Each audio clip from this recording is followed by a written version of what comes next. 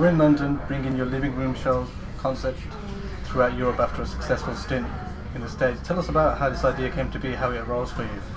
Well, I've always wanted to get back to meeting people whom I want to talk about music, and it's been about 10 years since the first record, and I recall being able to carry on conversations with people 10 years ago when we started, and since then it's kind of gotten to the point where it's sort of an us and them type of thing, which is sort of built into what we do.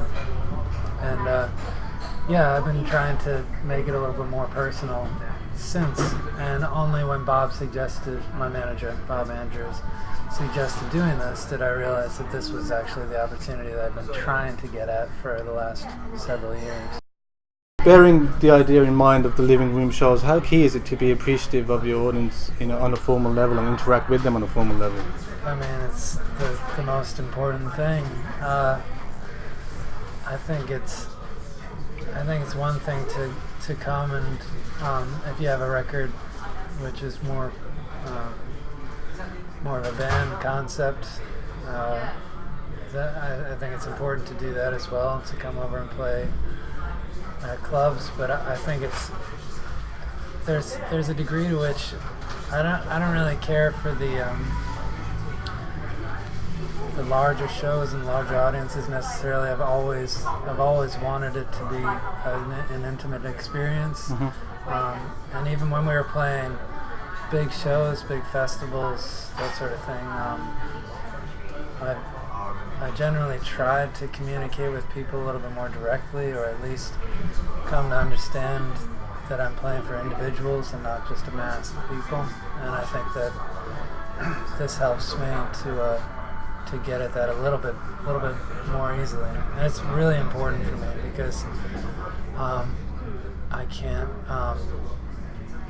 I can't adjust to the impersonal aspect of the other part of it. And let's talk about the album itself, entitled Only Run. It's a brilliant album from start to finish, remarkable. And what's impressive and what's clearly evident is the transition, in the tempos and the arrangements. Do you feel this ties in with a statement that you made about being a musician and it's your responsibility to take chances? Yeah, I do. In fact,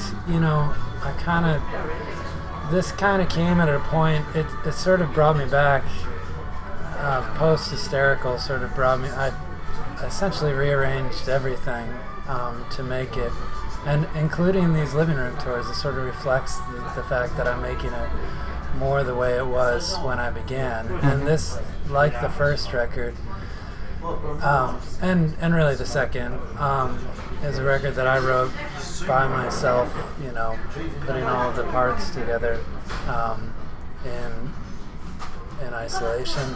And to me, it's sort of like this like the first record. This was one of those records which I just put together because I felt like I needed to do it. And the second was more maybe I felt like I was in it, so I'll keep going. And the third was more just I was trying to imagine what it was like to have a band making decisions together. I mean, it's great. The result is great. You crafted it yourself and you brought it to the studio for completion. And the results, it's synth-based, it's darker, it's heavier. And I wanted to get your views on the opening song. It's from a compositional sense, it's brilliant. The song entitled As Always.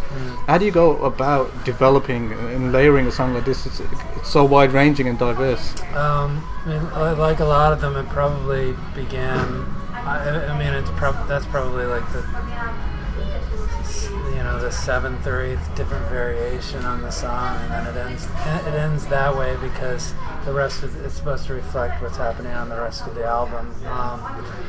But I'm not precisely sure how it got there. I think some of the instrumentation defined the approach, the key bass, and some of the synths that I used sort of defined how I was going to do it. Was it the natural choice as the opener? Not necessarily. I figure that out a little bit later, but yeah, I honestly, I think that God, it must have been like 8 or 9 months ago that I knew this. I mean, definitely before we started working with Dave Fridman, that I knew this would essentially be the beginning. And crafting this album yourself, you've also had the expertise of fellow musicians that were on board. And Kid Koala, Matt Berninger of the National, they were on board. I mean, was the instrumentation already set for those songs? I mean, for example, this cover up with Kid Koala. I mean, did you know what kind of atmosphere you were searching for with this song when you asked him did. to? Yeah, I mean, I had worked with Eric or Kid Koala a little while before that. I did some things with Dan the Automator, so I met Eric through Dan, and Eric did do some of. I think he uses 3 turntables on that one. And I just found that fascinating, like 3 turntables with like a sine wave, I guess, on each one. And and I just felt like he was perfect. In fact, I would consider that approach would have worked on a couple other songs, but that was just the one that was right for him. I mean, the end result, it's absolutely brilliant and really captivating. And even with Matt Berninger, it was a seamless fit. I mean, your part alone worked wonders, and then you had his input. Yeah. Did you know exactly what you wanted with? I mean, the significance of what he can add to the. Yeah, I kind of thought it would fit Matt's style, and he's still like those guys are all friends, and I just sort of thought that was that sort of like. That sort of thing that he does on a lot of his songs for the National. I felt like that was kind of natural. That would be a natural spot for him. Okay, and you've recently mentioned optimism, and with this record, you feel like you're exploring a renewed sense of optimism, and also balancing the optimism in the face of overwhelming odds. What was that about?